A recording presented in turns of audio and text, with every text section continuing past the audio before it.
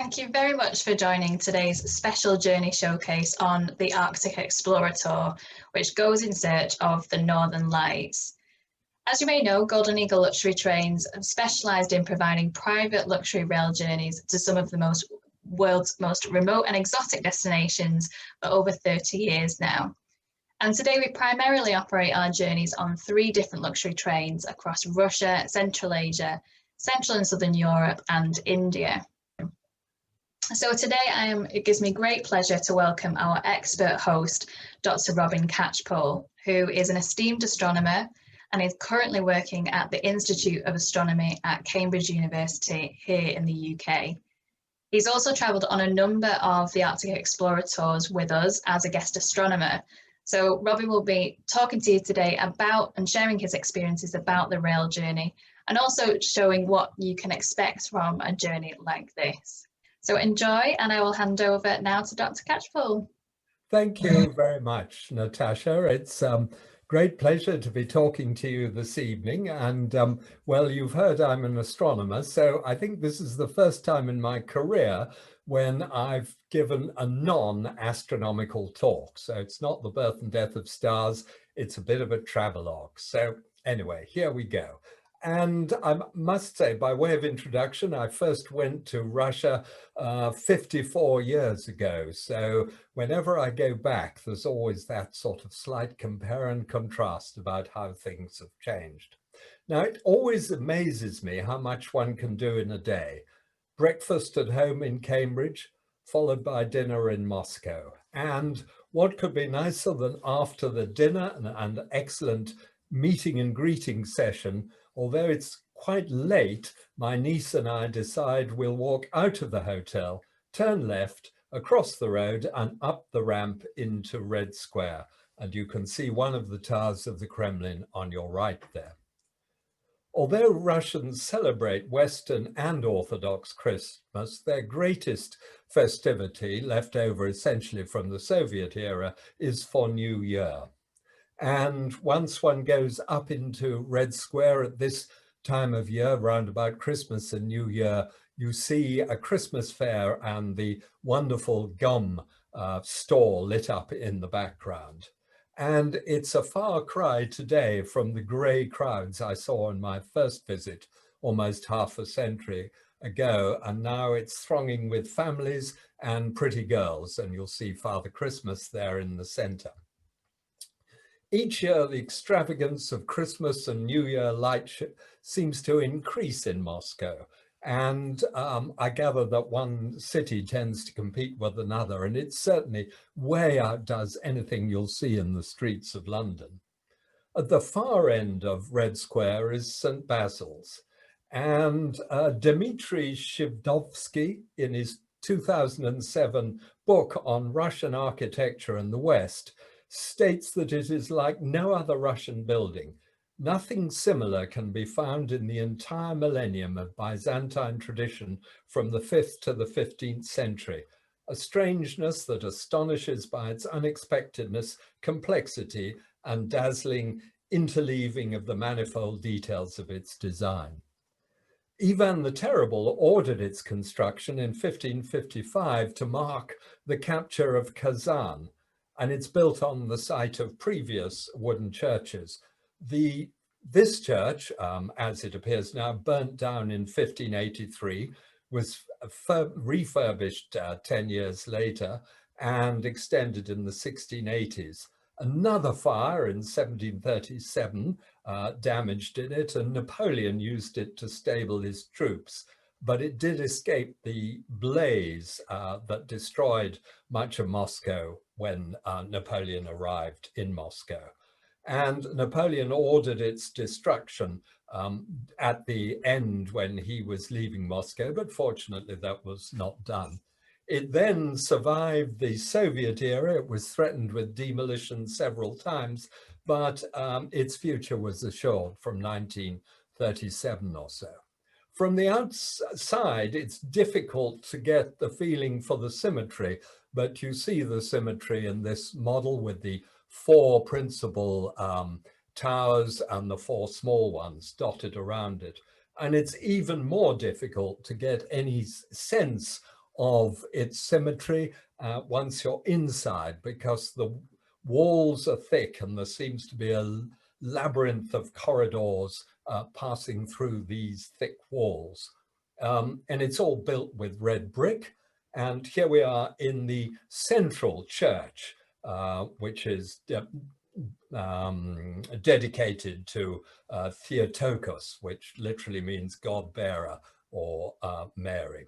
And it commemorates, as do all the other chapels, some military activity during this attack on Kazan. So this church in the center is dedicated to the beginning of the final assault of Kazan in October 1552.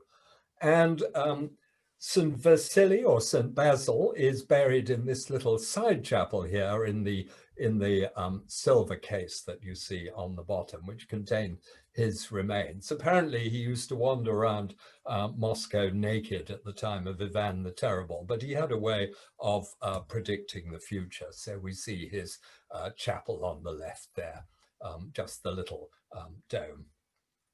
The Kremlin walls date from about 1485, built 70 years earlier, so also brick on the original limestone walls that were erected back in the 1367 or so. And I've been twice to the armory in the Kremlin, which is certainly well worth a visit. But the last time I went, I decided to visit the Diamond Fund of Russia exhibition, which is just next door. And it contains the much of the precious jewelry, some belonging to the Tsars, as well as the crown jewels and the orb and scepter, including the 189-carat Orloff diamond. And there are plenty of other diamonds on display there, so the biggest weighing 340 carats. But I think for me, the most impressive thing were the handfuls of raw diamonds in cowpat-sized gold nuggets that have been found, some of them weighing up to 36 kilograms or so. Inside the Kremlin are a collection of churches and palaces, as well as the Tsar cannon and the Tsar bell. And apparently Voltaire once joked that the Kremlin's two greatest items were a bell which was never rung and a cannon that was never fired.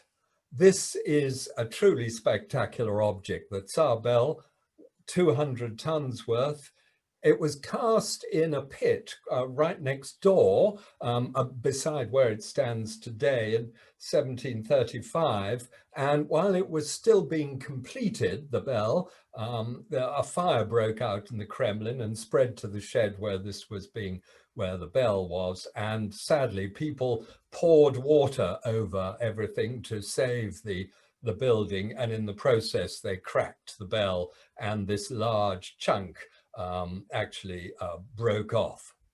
The bell was made of material from previous bells, the original one going back to 1600, which itself weighed about 100 metric tons, and an extra 500 kilograms of silver and 72 kilograms of gold were added to the melt for this particular object. I've never heard of either silver or gold being used in bronze.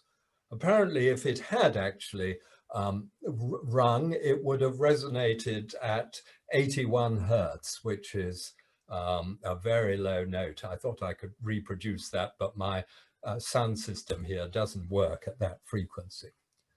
Anyway, after a busy day, there's nothing more lovely than to join and board the train. And there's always been something very special for me about that moment when a train first starts to imperceptibly move out of the station and slowly goes through the suburbs as one sits in one's cozy department. And here we are, we had a double-headed steam locomotive on the front of the train in this particular case.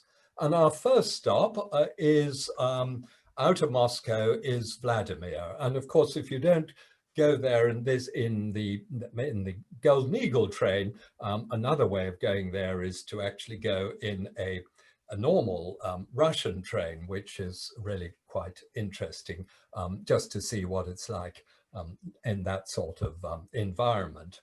Vladimir is about 120 miles or so north east of Moscow, and it's on the Trans-Siberian Railway, and Vladimir, the town, is on the road to exile from Moscow.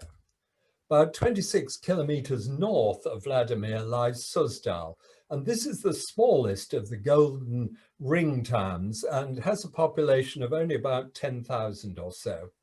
When you enter the town from the south, you will enter the town at the same gates that were there in the 18th century. In fact, it has hardly changed at all from that time. Of course, you can see there's a lot more habitation here around it, but it's still very small. And if you look carefully in this picture, you will see inside the oxbow here, the outline, the low walls of the original Kremlin that dates from about 1096 or so. It's now just a low, a ditch and mound, but it would have had a wall on it. And if one looks across into the Kremlin, you see this, the Episcopal Palace and the blue spires of the Cathedral of the Nativity with its star-studded onion dome. And here we see it a little bit more closely.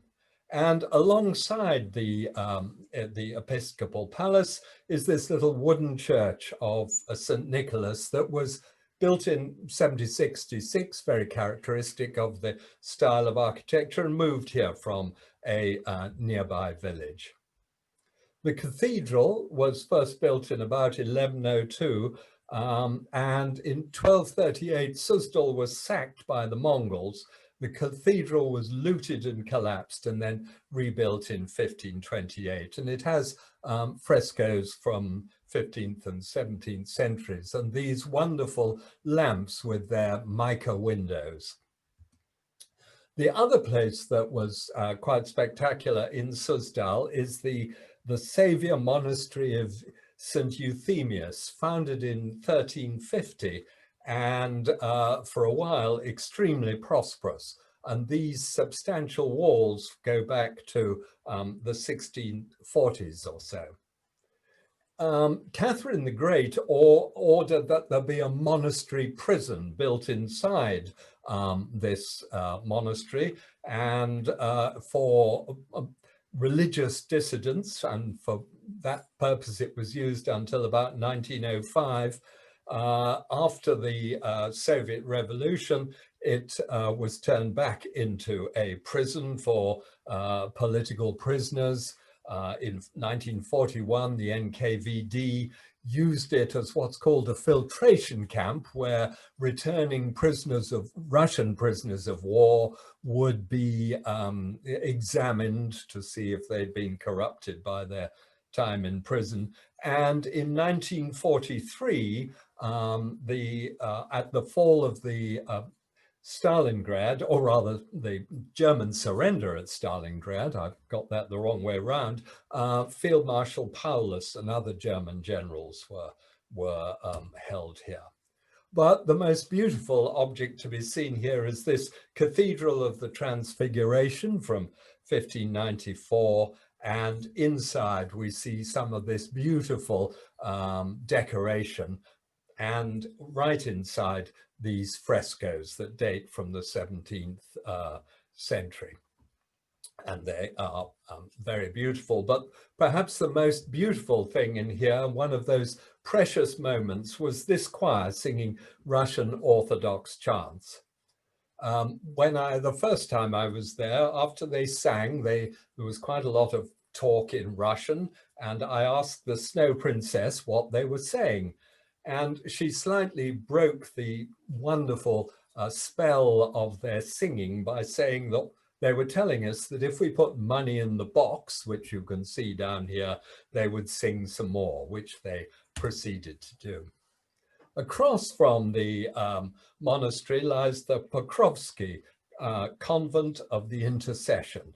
And this goes back to 1364, and Vasily III, after 20 years of barren marriage, banished his wife Solomonia Saburova to the monastery and married the daughter of a Serbian princess who gave birth to the Ivan IV, Ivan the Terrible. And the story goes that shortly after her banishment, his first wife gave birth to a son.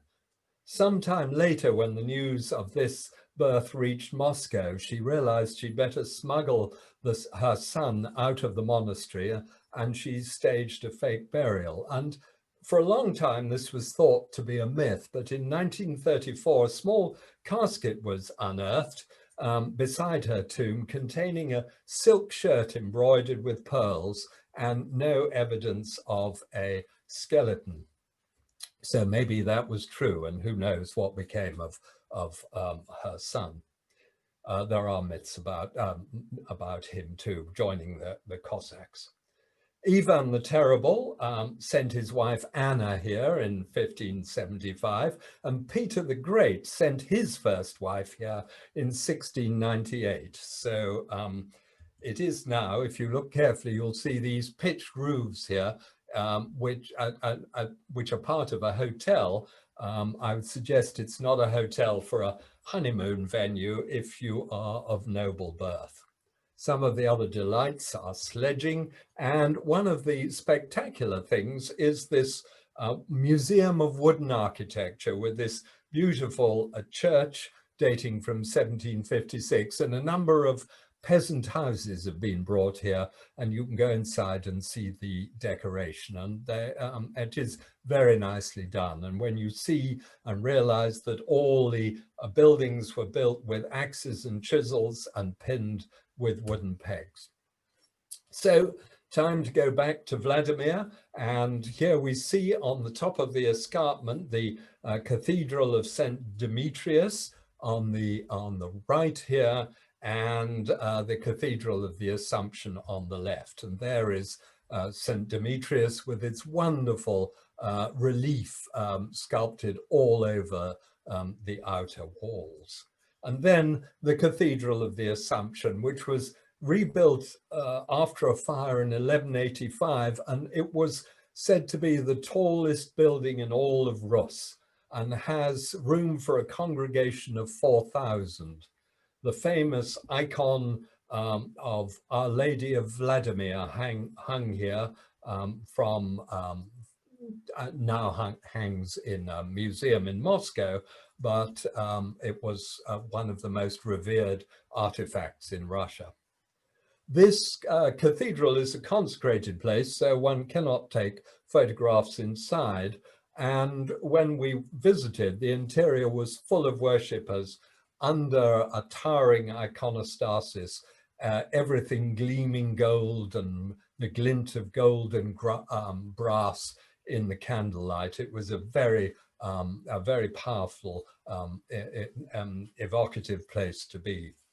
The Snow Princess took me to a side chapel where there is a shrine dedicated to the dead, and she lit 2 candles, gave me one for my wife, and while she placed the other in the particular rectangular brass candle holder in memory of her father, who'd been murdered and never found some 6 years before.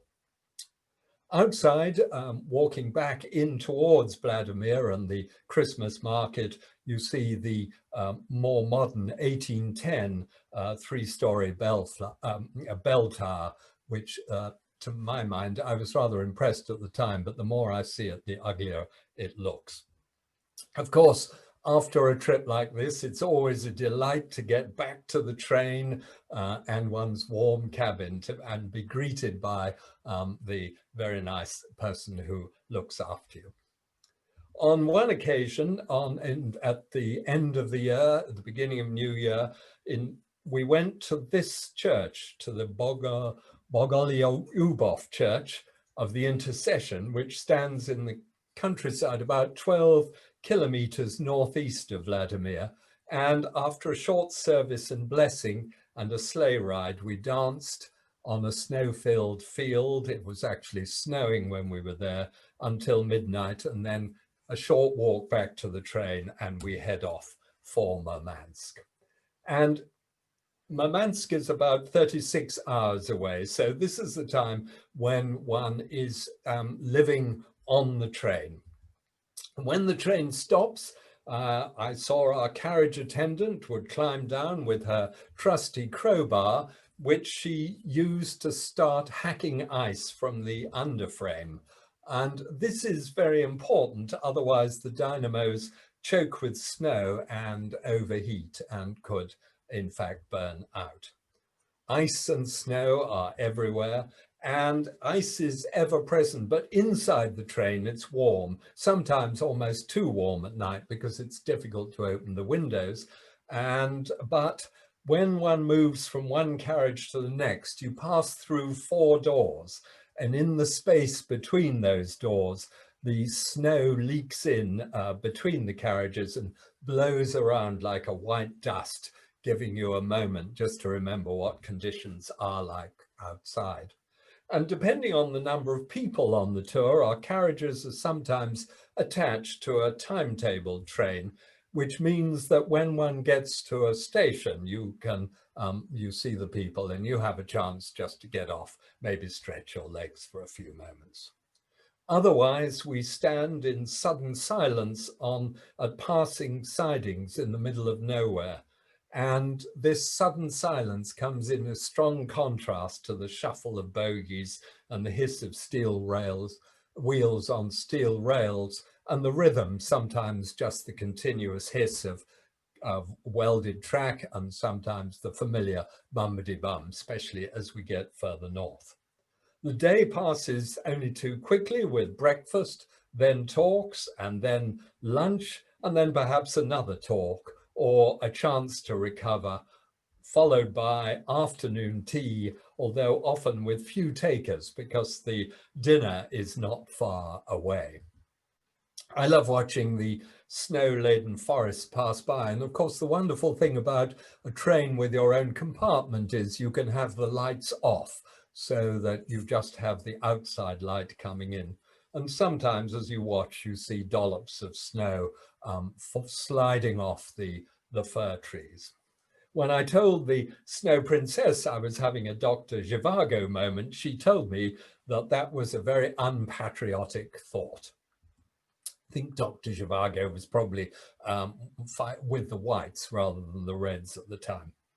Finally, we arrive in the area of Murmansk, where we'll be spending the next few days. And this just shows you the relationship of Murmansk and Nikel and Kirkenes. So the coastline around here is washed by the Gulf Stream, and the ports are ice-free, which gives them a great strategic significance for Russia. And if we now, here we are zooming in on the Murmansk area, but there are several, before we actually visit Murmansk, which is down there, there are several other places of interest. And the first of these is Severomorsk, which you see outlined there. And this is a closed town, and it is the base of the Russian Northern Fleet. And if you look there, you can see various warships tied up. One wonderful thing about Google Earth is one's ability to zoom in and see exactly what's going on. We will come back to Severomorsk later on in the talk. Another place of interest is this Seda Bay, and I'm sure lots of you have heard about the problems of decaying Russian nuclear submarines, and if we want to see where they are, then we have to go to Seda Bay, and when we look at Seda Bay, we can look around and we will see submarines tied up at the piers here, and if you look very carefully, you will see these red objects, and you will see a whole array of red objects here. And these red objects are containers, here's one of them, that contain the 2 central compartments of the submarine. You chop the submarine up, well, you take out the nuclear fuel, you chop the submarine up, and you have the reactor compartment and the bit next door, which are still highly radioactive. And for a long time, they were just kept floating in the waters around here. And with money from, I think, I'm not sure whether it's the European Union, but certainly the Germans built a arrangement here. And so these compartments are now stored away in these containers, and you see a whole array of them there. Anyway, let's go back to Murmansk. Now, Murmansk was founded in 1915 as a railway terminal to an ice-free port. And when it was initially founded, it was called Romanov on Murman, and it played a vital role in both world wars, enabling the Allies to supply Russia with vital war supplies. And as I said, of course, it is an ice-free port. Now we arrive and we climb down on the track in the morning darkness. We are now inside the Arctic Circle, so it remains essentially dark all day long.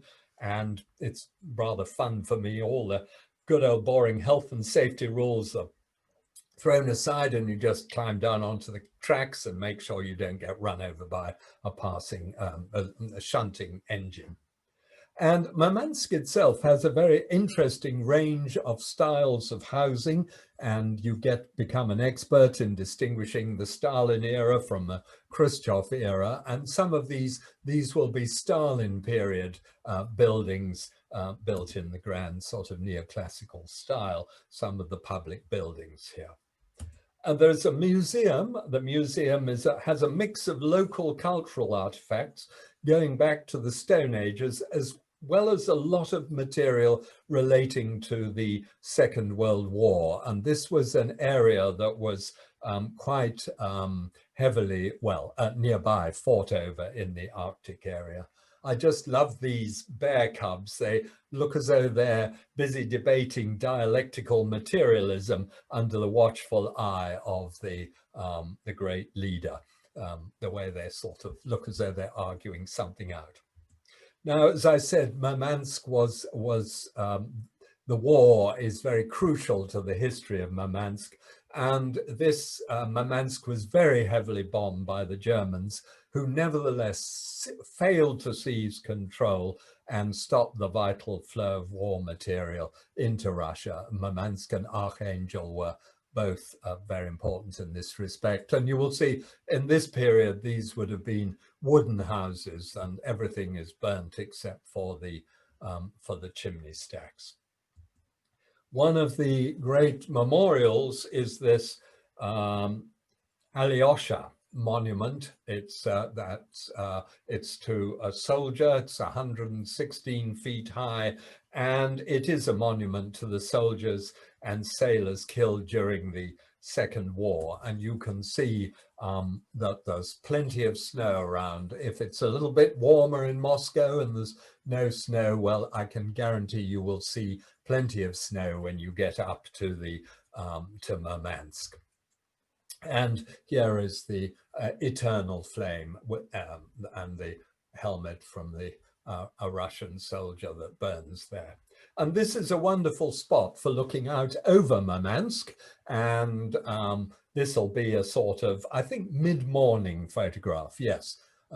What tends to happen in the Arctic Circle, inside the Arctic Circle, is that you will see a sort of glow in the southern sky as though sunrise is about to come, early indications of sunrise, and then that glow will just in an hour or two later fade away back into darkness as the sun, of course, never does rise. So that's the view over Murmansk. And one of the interesting things to visit in the Murmansk is the world's first nuclear-powered surface ship, the icebreaker, the Lenin, which was launched in 1957, and it's now a museum. It was decommissioned in 1989. I was preparing this talk and just looking on Wikipedia, and rather horrified to discover she had suffered 2 nuclear accidents. in the first, in 1965, the coolant, they were going to change the fuel, and the coolant was removed before the spent fuel was removed. And the result was that the spent fuel and the control rods partially melted. So the whole lot had to be removed and entombed in concrete, and then was ceremonially dumped in the sea. The next story, which seems unbelievable, is that a few years later, another problem with the coolant started to leak. So they basically sledgehammered their way through the concrete shielding before they could find where the leak was and repair it. But they realized that they couldn't repair all the stuff they'd sledgehammered. So they had to remove all 3 reactors were removed. And it says by blowing them off the ship with shaped charges above a burial site off Novaya Zemlya. And the reactors were replaced, and the ship went merrily on its way in 1970. So I can't quite believe that that was the full story, but nevertheless, there's the story. And there's the Lenin, and here's the view from the bridge looking back towards the town. It's certainly a very interesting visit, and you see the engine rooms and the reactor rooms and the crew rooms, and it's lavishly paneled with beautiful wood in all the public areas. And this ship was a prestige project that was shown to foreign visitors. I must say, when I saw all the wood, I realized it would be a cruise ship captain's worst nightmare in terms of the fire hazard. And as we left in darkness, we return in darkness. Well, we've been in darkness all day, essentially. And here we are coming back to our cozy train. It was always lovely to come back to the train. Now, the final trip, leg of the trip to the north, is from Murmansk up to Nikel, and then we will take a bus to Kirkenes. And Nikel is an interesting area. You will see this kind of rock outcrop here, and this is rich in minerals. It is a lot of nickel mining going on there. And here is Nikel, one of the most polluted places in all in the world, so they say. And let us just zoom in here, and you see the railway coming in here, and the railway station here, and the nickel smelter. So from the ground, as we get out, this is the spectacle that greets us. As I say, one of the most polluted places in the world. Perhaps it looks better under the snow. You see all the trees, few trees there are stunted with all the twigs gone, just the last of the branches, and these great trucks standing next to the train that bring in the ore. So it is a pretty dystopian scene. Here's the railway station. You can see they don't expect many trains here. So this is the point at which we're going to leave the train and take a coach to the Norwegian border and travel on to Kirkenes. Now, this area was very heavily fought over. You'll see again the pink line for our railway trip and the yellow line for our trip. And in July, the original border between Finland and Russia ran down here. The present border is over here. And in 1941, the Finns and Germans pushed through to a front line that remained pretty stable until from July 1941 until October 1944, when over the month of October, the German lines were pushed right back and Kirkenes was liberated. So it's quite something to bear this in mind. Here is Nikel here, as one travels, well, through this area and through the bus across the border. Crossing the border is a little bit of an experience, and as you arrive at the border, well, as you cross the border, you will have your passports checked 4 times. The first time is somewhere out in the middle of nowhere here. People climb on the bus, there's soldiers, couple of soldiers look at all the passports. They then check your passport at the gate into the border control. They then check your passport at the passport control, and then they check your passport all over again at the gate out of the border control into no man's land. And then you get to the Norwegian border post and a smiley guy stamps your passport and you're through in no time at all. Now, I've got a little map here. There's the border. There's a huge nickel mine in Norway here, and the various things that we are going to be seeing around this particular area. And there's Kirkenes, the snow hotel, place where we go crab fishing, and the place for viewing the aurora. So it's immediately obvious when one crosses the border how suddenly the prosperity of everything, you see the little houses, is greatly increased over especially what we see in Nikel. And many of the houses have decorative lights, I guess, to ward off the Arctic nights. There is a very strong bond between the Russians and the Norwegians here. The Norwegians were very grateful for their liberation from the Russians, even though, of course, the Kirkenes had been pretty heavily bombed by the Russians because, you know, it was a German headquarters. And it is, of course, a fishing port. And it's interesting, now we are living in the darkness within the Arctic Circle, and one's sense of time gets somewhat distorted. It's always dark. You get up in the dark, you go and do an activity, you perhaps come back and rest in the hotel in the dark, and then you do something else, and you come back, and then you have another rest, and then you go and look for the aurora. And by the time you come back to go to bed, it feels as though 3 days have passed, not just 1 day. And let's now have a look at the Snow Hotel. And I don't know whether you'll be staying in Kirkenes or the Snow Hotel. I've, on the various visits, stayed in both places. And the Snow Hotel's on the edge of a fjord, and it's the place where one goes for the various fun activities like the husky dog rides and so on and so forth. The Snow Hotel itself is pretty spectacular. It's a balmy -5 degrees, which is much warmer than anywhere else, and can prove a bit of a problem sleeping here, because believe it or not, the problem that people experience staying overnight in the rooms of the Snow Hotel, and that little entrance there goes into a bedroom, is not being too cold, but sometimes being too hot. And there's my niece warming her hands in front of the lovely fire. I got to do something here I've always wanted to do, which was to smash all the vodka glasses. You know, you drink your toast in vodka and then you hurl your glass on the floor. Well, I got to do that because here the vodka glasses are all made out of ice. So I was quite encouraged to smash them all, and then they just swept them up and tossed them away.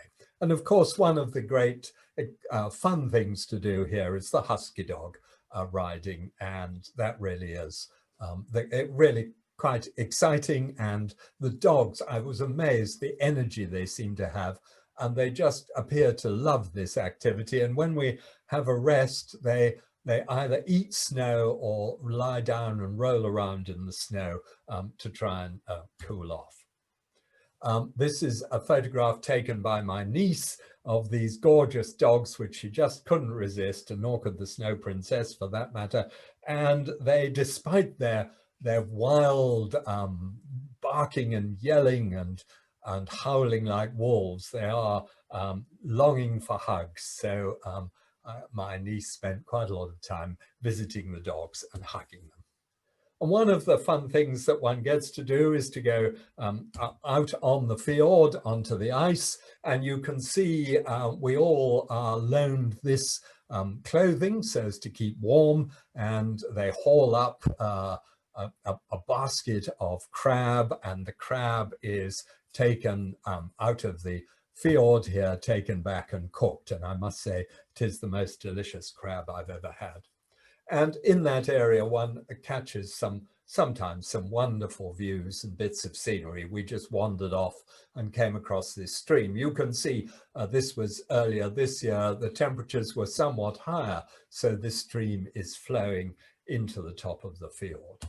Now, of course, the exciting thing is for me, and I have to emphasize that seeing the aurora is very much the cherry on top of this particular expedition. I've been on it 4 times and on every occasion have seen the aurora.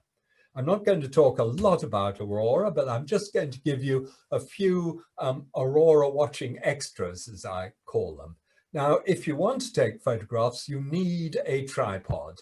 And instead of taking a big tripod, I have this very small tripod, which is robust, and it can be sat in the snow. So it works perfectly well and it doesn't take up a lot of luggage space. Gloves attached with string are extremely useful. You can, like with your children, you thread the string up the arms of your jacket, and so you can just take the gloves on and off without losing them or dropping them on the floor.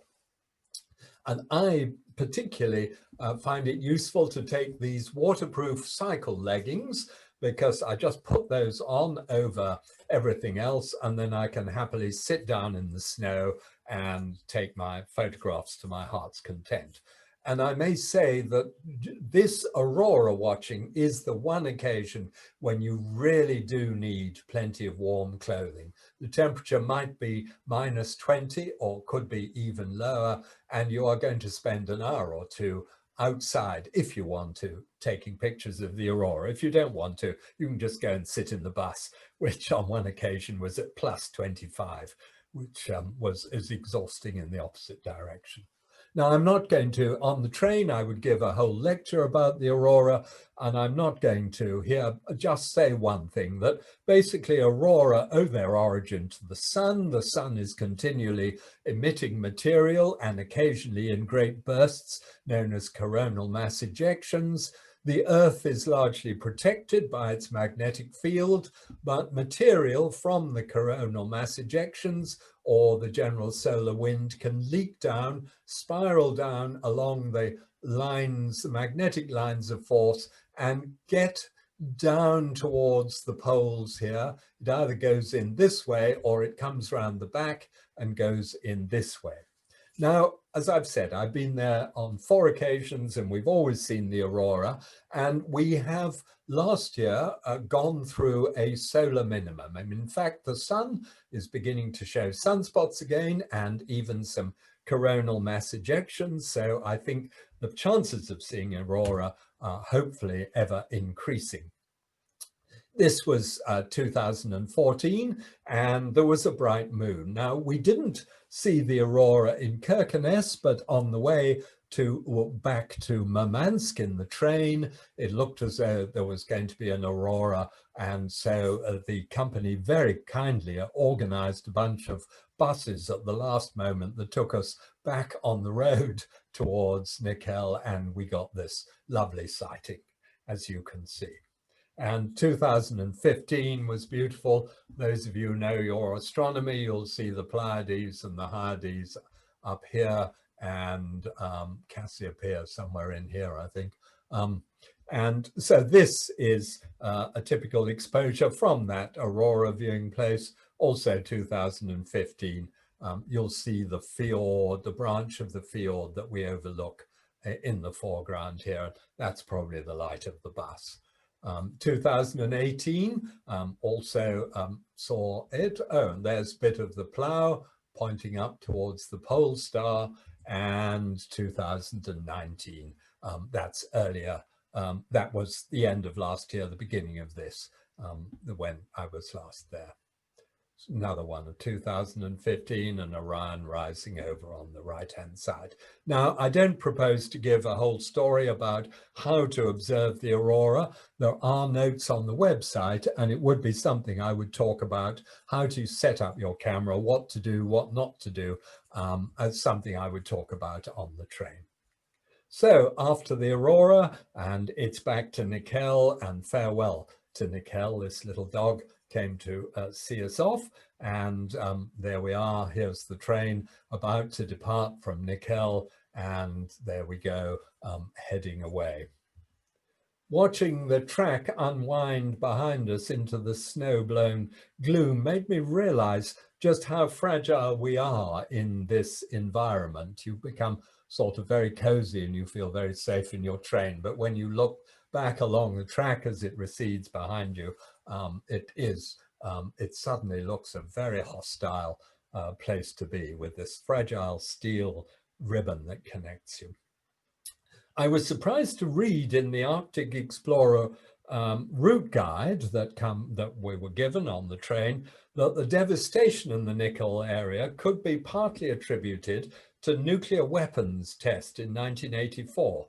I can find no evidence for this, and the last above-ground nuclear explosion in Russia was in 1971 to experiment with creating a crater for excavation purposes. So there were no above-ground nuclear explosions after that anyway, let alone ever one in this region. However, there were two events in 1984 that may have created the myth. And the first was a massive explosion in, there it is, in Severomorsk, which we saw earlier on the 17th of May. A fire started a couple of days earlier, and eventually it destroyed about 900 of the Northern Fleet's missiles and torpedoes, and in this final catastrophic explosion. And people at the time, the local residents, were pretty scared, and missiles were flying around, you know, as they caught fire and exploded, hurtling around all over across the town. And some of them, there were nuclear submarines, fully armed with weapons, within a kilometer or less of this particularly devastating fire. The bottom line problem was that the places where the weapons were stored were too close together, and once a fire got in, I think it started as a bushfire, the whole lot just eventually went up in a massive explosion, and about 200 to 300 people are thought to have been killed during this blast. And it was thought that the citizens of Murmansk might have to be evacuated. So that was 1984, but whoopsie, wrong way. The other thing that occurred, there was actually a nuclear explosion in this area in 1984 on the 27th of August. And you'll see we go fairly close to the region on our train as we go south from Murmansk.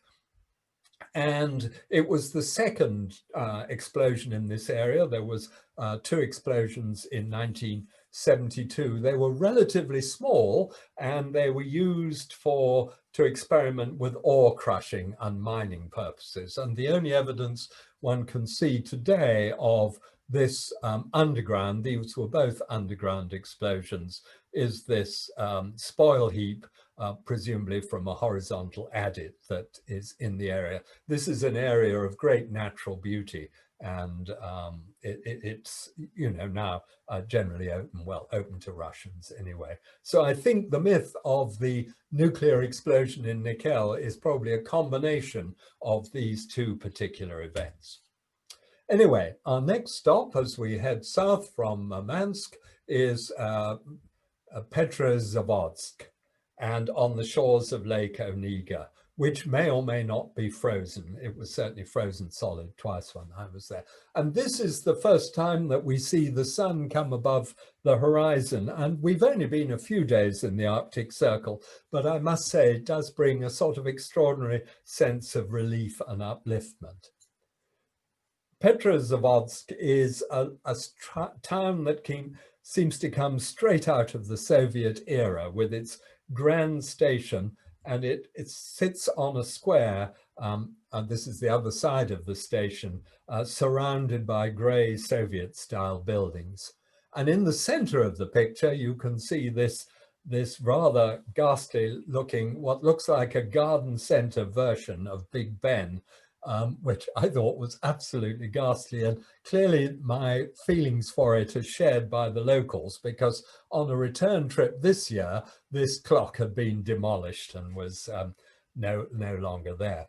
The first time I went, the visit seemed to come right out of the old Soviet era. And we piled on the bus, we were taken round to a place called Round Square, and well, now known as Lenin Square. And instead of being allowed out of the bus to explore, we were treated to a long talk on grain and tractor production in the local area. Folk dancing was always an important in-tourist activity that I remember from visiting 50 years before. And although we still get folk dancing, but the quality of the folk dancing is greatly improved. And attached to this museum is this wonderful gallery of icons with examples of icon painting, as well as some beautiful contemporary art. And I particularly love this picture of the woman and her dog. It's by Ossip Braz, and it's a portrait of his wife. And done in 1907, he was a Jewish Russian Jew and became director of the Hermitage, but was imprisoned in 1924, but fortunately released and then moved to Germany. Petrozavodsk was founded in 1703 by Prince Menshikov on the orders of Peter the Great, who needed a new iron foundry to equip his Baltic fleet. And after his death, the town went into decline, but Catherine the Great at the end of the 18th century revived it and brought over an Englishman, Charles Gascoigne, to modernize the foundry. And what we see, there's Peter the Great down at the shore. Here's Lenin, one of the Lenins that's still around. And this is the round square, because it's a square in that urban sense, but it's round. And it's a bit of architecture from the late 18th century. And there are still fragments of the cannon, the ones that failed the test. And you can see this one burst. And so was no use as a cannon, so they're still around there. And our next and final stop is the Vitebsky station in St. Petersburg. There we are, we're going from Petrozavodsk up to St. Petersburg, and the first place that we get to visit there is Catherine's Palace, which is a few 20 kilometers or so southeast of St. Petersburg, and a truly awe-inspiring, as are all these palaces, and particularly with this interior unusual and beautiful inlaid floor here, and the orgy of Baroque architecture, decoration, and so on, that just is everywhere to be seen. The particular special thing in the Catherine Palace is the Amber Room. And the original Amber Room, well, it has quite an interesting history. It was originally installed in the Berlin City Palace, and Frederick the Great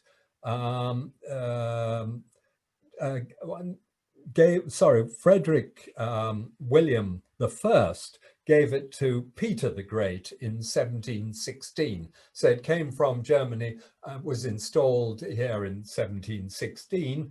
And during the Second World War, the Nazis removed it, and it has been thought to have been destroyed by Allied bombing, although a panel came to light on the market recently. And the interior you see today was built with money supplied by the West Germany and was restored by Russian craftsmen. And it is an extraordinary piece of work. Here you'll see a detail with the individual pieces of amber set into the paneling. Another lovely aspect of the Catherine's Palace is this Catherine's Hermitage, which has an arrangement. People would dine on the top floor here, and the tables laden with food would be raised by a sort of lift assembly, which meant you didn't have the embarrassment of the staff serving you at table. They did the serving downstairs, and the fully laden table came up in the lift. And after that, it's time to return to St. Petersburg and maybe the Hotel Europa, which is just down a side street on the left here, just off the Nevsky Prospect, and on the other side of the scale from the Mikhailovsky Palace. Now, this is one of the extraordinary places that you will get to visit. It's called the Church of the Saviour on the Spilled Blood, and it was built in 1883, and you will see it overlaps the canal. It extends over the canal because it includes the area of pavement where Alexander II was fatally wounded by a bomb in 1881. A bomb was thrown at his carriage and killed one of the riders on the back of the carriage, but didn't hurt him. And he got out to speak to the person who'd thrown the bomb and tend the wounded instead of going back to the palace. And about 5 minutes later, a second bomb was thrown that severely injured him, and he died a few hours later. The sad irony of this story is that he was within 48 hours, he was going to announce reforms that by his own admission would be the first step towards a constitution for Russia.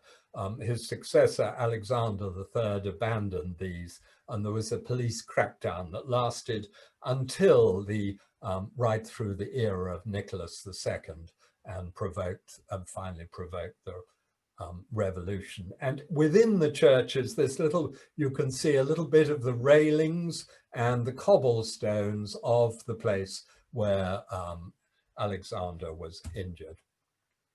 This is an unusual place. All the decoration here is mosaic. There are apparently 7,500 square meters of mosaic. So everything you are seeing is mosaic.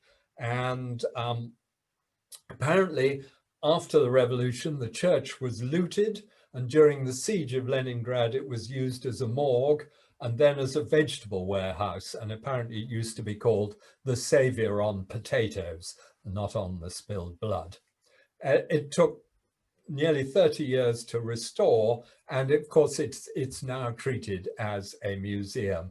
And just to give you some idea of the kind of richness of the decoration, the original gates were lost in the 1920s, and these were reconstructed by the State Museum and reconsecrated in 2012.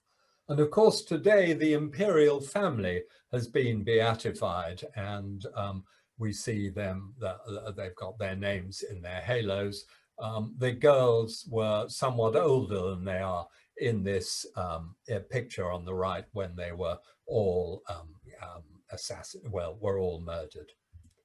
On the other hand, you might be staying at what I thought was one of the grandest places I've ever seen, the Lion Palace. And the Lion Palace in the foreground was designed by the same person that designed St. Isaac's Cathedral behind, and it has its lion. Here's the Venetian lion playing with his ball, and just opposite is St. Isaac's. And again, one of those awe-inspiring places with its monolithic pillars, and its 10,000 tree trunks were cut down and laid to build the foundations, and its beautiful gilded dome, although sadly some 60 people died installing the gilding because essentially it was a gold mercury alloy, and then the mercury was evaporated.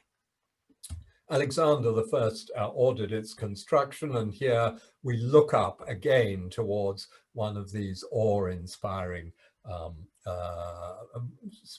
roofs that you see in these buildings. The richness is just beyond belief. And St. Petersburg is a place to walk. Must be one of the most beautiful cities in the world. And this is a bit of the Admiralty next to the Hermitage. And one can just from there walk across the Neva, which we see partly frozen here, looking towards the fortress of Peter and Paul. One can cross over the bridge there and then walk along the embankment, looking back to St. Isaac's, you can see on the right, and the Hermitage in the middle distance. And there we see more views of this area and the beautiful Hermitage, the Winter Palace, with the famous square in front of it, and the Admiralty just beyond it. And this, of course, is full of many fabulous works of art, including this life-sized mechanical peacock, which was made by an Englishman and acquired by Catherine the Great. One of my own favorites hangs in a room at the top of the Jordan staircase, which we see here. This beautiful sort of the first part of the Hermitage that you see. You go up the staircase and into a room, and there we see this portrait of Mikhail Kutuzov. And he was the general who saw Napoleon out of Russia at the end of 1812. He had an extraordinary career. In 1774, when he was leading, he always believed in leading from the front. He was leading a charge in the Crimea, and he was shot through the left temple with a bullet exiting near his right eye. And you can see his right eye somewhat distorted there. That would have normally been fatal, but he survived, but just suffered from headaches. And then again, about, what is it, about 13 years later, strangely enough, he was shot again through the left temple, further damaging his right eye and making his headache somewhat worse. He even came to the UK for treatment at one stage. He is greatly admired by Tolstoy in War and Peace, and known for his caring attitude towards his subordinates and for the welfare of his troops. And he understood that winning a war did not mean winning every battle. Before the Battle of Austerlitz in 1805, Alexander I, and here is Alexander, stripped Kutuzov of his command and took command himself. Kutuzov did not want to fight the battle till there were more reinforcements, and initially refused to obey or delayed in obeying Alexander I's command that he relinquish some high ground known as the Pratzen Heights. Kutuzov knew that this would lose the Russians the battle, and indeed it did. And 36,000 out of 89,000 of the Russian troops were killed in that battle. Alexander left the field overcome with grief, and Kutuzov was left to organize the Russian retreat. But nevertheless, Alexander managed to blame Kutuzov for the defeat. In 1812, when Napoleon decided to invade Russia, Kutuzov was reappointed to replace Barclay de Tolly, who, to the dissatisfaction of the Tsar and other commanders, had been following a scorched earth policy of retreating ahead of Napoleon back deeper into Russia. Kutuzov decided to make a stand at Borodino, and this shows the Battle of Borodino, which hangs opposite his portrait in the Hermitage. And you will see, sadly, Bagration, who did not like the policy of retreat, is giving orders as he lies dying on the battlefield in the front. This was something of a Pyrrhic victory for the French.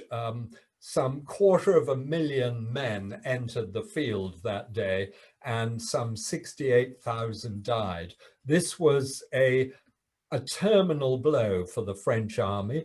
The Russian army retreated towards Moscow, and Kutuzov decided, again against the judgment of his other commanders, not to try and defend Moscow because he knew he would be defeated. So he abandoned Moscow.